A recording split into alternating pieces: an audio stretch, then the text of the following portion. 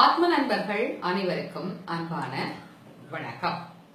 பல்வேறு வகையான விஷயங்களை நாம் நம்முடைய பதிவுகளில் தொடர்ந்து சிந்தித்து வருகின்றோம். எதிர்வரும் வாரத்திலே நம்மை நோக்கி வரக்கூடிய ஒரு அற்புதமான பண்டிகை ஒன்றை நாம் எதிர்பார்த்து காத்து கொண்டிருக்கிறோம். முக்கியமா சொல்லணும் அப்படின்னா பெண்கள் எல்லாம் ரொம்ப ரொம்ப ஆர்வமா எதிர்பார்த்து காத்துட்டு இருக்கிற ஒரு நாள் அப்படின்னு சொல்லலாம். இந்த நாளுக்காக பெண்கள் மட்டுமல்ல, பல்வேறு வகையான வியாபார நிறுவனங்கள் கூட காத்து கொண்டிருக்கக்கூடிய ஒரு நாள் அப்படின்னு சொல்லலாம். அப்படி ஒரு நாள் தான் நாம எதிர்பார்த்துட்டு இருக்கிறோம். வர வாரத்துல வருகிற நாள் என்ன நாள் அப்படின்னா அக்ஷய திருத்தியை.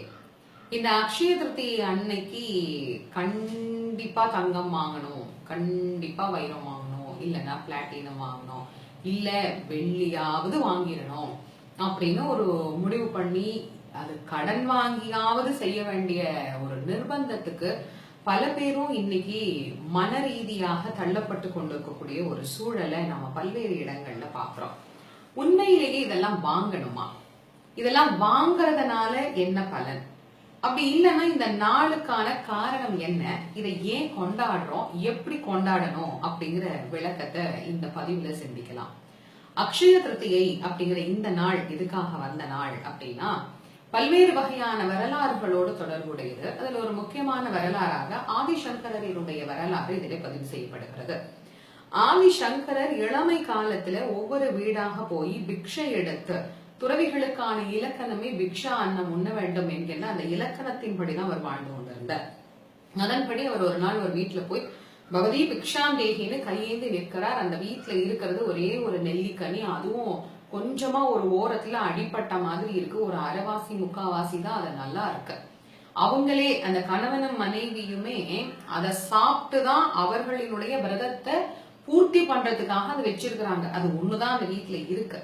இவர் போய் பகவதி பிக்ஷாந்தேகின்னு கேட்ட உடனே அந்த பெண்ணுக்கு அந்த குழந்தைய பார்த்த உடனே மனம் ரொம்ப உருகுது. இந்த குழந்தை இவ்வளவு அழகான குழந்தையா இருக்கே, அற்புதமான குழந்தையா இருக்கே, வேதங்கள் இதனுடைய முகத்தின் மூலமாக பிரதிபலிக்கின்றதே, இவ்வளோ ஒரு சாந்த ஸ்வரூபியா இருக்கிற இந்த குழந்தை தெய்வமே நேர்ல வந்த மாதிரி நம்ம வீட்டு வாசல்ல நின்னு பகவதி பிக்ஷாந்தேகின்னு கேக்குது. ஆனா இந்த குழந்தைக்கு கொடுக்கறதுக்கு நம்ம கிட்ட ஒன்னும் இல்லையே அப்படின்னு பார்க்கும்போது அதுல ஒரு சின்ன அந்த நெல்லிக்கனி அந்த அம்மா பாத்துடுறா. இததான் இப்போ குளிச்சுட்டு விரதம் உடணும்னு கணவர் போயிருக்கிறாரு. அவர் சாப்பிட்டு அதுல மிச்சத்தை அவர் கொடுப்பாரு, அதை வாங்கி அந்த அம்மா சாப்பிட்டு விரதம் விடணும். இதுதான் அந்த குடும்பத்தோட நிலைமை. யோசிச்சு பாருங்க. ஒரு பிடி அரிசி கூட இல்லாத அவ்வளவு வறுமையான சூழ்நிலையில இருந்த அந்த பெண் தான் வைத்திருந்த அந்த நெல்லிக்கனி அந்த குழந்தைக்கு கொடுத்துட்டு இந்த ஓரமா அப்படி போய் நிக்கிறார். இது எல்லாத்தையுமே தெரிஞ்சுட்டு தான் வாசல்ல நிக்கிறார் ஆதிசங்கர்.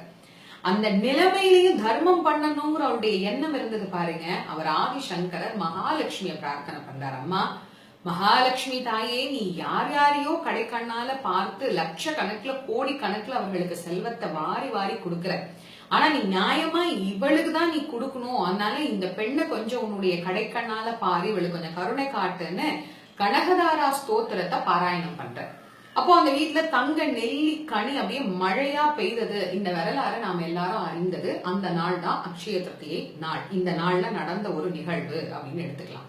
இப்ப நம்ம எல்லாம் என்ன சொல்லிட்டு இருக்கிறோம் அப்படின்னா, தங்கத்தையோ வெள்ளியையோ வாங்கி கொண்டு நம்ம வீட்டு பீரோல நம்ம வச்சுட்டோம் அப்படின்னா நம்ம வீட்லயும் தங்க நெல்லிக்கனி மாதிரி பெய்யும், தங்கமா சேரும் அப்படின்னு நாம நினைச்சிட்டு இருக்கிறோம். ஆனா நியாயமா இந்த கதையோட இதை நீங்க தொடர்பு படுத்தி பாருங்க. அவர் வாங்கிட்டு வீட்டுக்குள்ள வச்சாரா, அல்லது வீட்டுல இருந்ததை எடுத்து யாராவது ஒரு அடியாருக்கு கொடுத்தாரா? இப்ப நியாயமா என்ன பண்ணணும்? தர்மம் பண்ண வேண்டிய நாள் அக்ஷய திருத்தியை. இந்த நாள்ல வாங்கி வாங்கி உள்ள வச்சு பூட்டிக்க கூடாது. இன்னைக்கு நாம வாங்கி தர்மம் பண்ணணும். தங்கத்தையும் வெள்ளியையும் வாங்கி நாம என்ன தர்மமா பண்ணிட போறோம்? அதனால நாம தர்மம் பண்றதுக்குன்னே உரிய நாளான இந்த நாள்ல என்ன பண்ணணும் அப்படின்னா, தங்கம் வெள்ளி தர்மம் பண்ற அளவுக்கு வசதி இருந்தா பண்ணுங்க. இல்லைங்க அவ்வளவுலாம் எங்களுக்கு வசதி இல்லைங்க அப்படின்னா இந்த நாள்ல கண்டிப்பா எல்லாரும் போய் கடையில வாங்க வேண்டிய பொருள் அப்படின்னா மஞ்சள், உப்பு, அரிசி, தானியங்கள். இல்ல மஞ்சளும் உப்புமாவது கண்டிப்பா வாங்கணும். இந்த ரெண்டு மட்டுமாவது கண்டிப்பா வாங்கி அதை வீட்டுல வச்சு மகாலட்சுமிய பூஜை பண்ணி இந்த வீட்டுல லட்சுமி கடாட்சம் பெருகணும் அப்படின்னு பிரார்த்தனை பண்ணிக்கணும். ஒண்ணு. அரிசி, துவரம்பருப்பு, கோதுமை இந்த மாதிரி தானியங்களை பிறருக்கு தானம் பண்ணணும். இதையெல்லாம் நாம தானம் பண்ணக்கூடிய ஒரு அற்புதமான நாளான இந்த நாளை இந்த முறையிலே நாம வழிபட்டு பயன்படுத்தி கொண்டோமையானால் நம்ம வீட்டுல கண்டிப்பா மகாலட்சுமி வாசம் செய்வாள் என்பது உண்மை.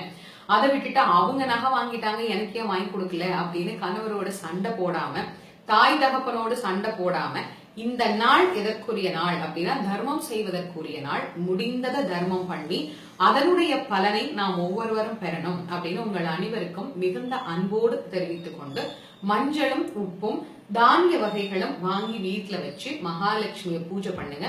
ஒருத்தருக்காவது முடிந்ததை தானம் பண்ணுங்க. மகாலட்சுமியினுடைய அருள் நம் எல்லோருக்கும் இல்லத்தில் பரிபூரணமாக நிறைந்திருக்கும். மீண்டும் அடுத்த பதிவில் உங்கள் அனைவரையும் சந்திக்கும் வரை உங்கள் அனைவருக்கும் நன்றியும் வணக்கமும் கூறி விடைபெறுவது திருமுருக வள்ளல் வாரியார் சுவாமிகளின் மாணவி தேசமங்கையர்க்கரசி. நன்றி, வணக்கம்.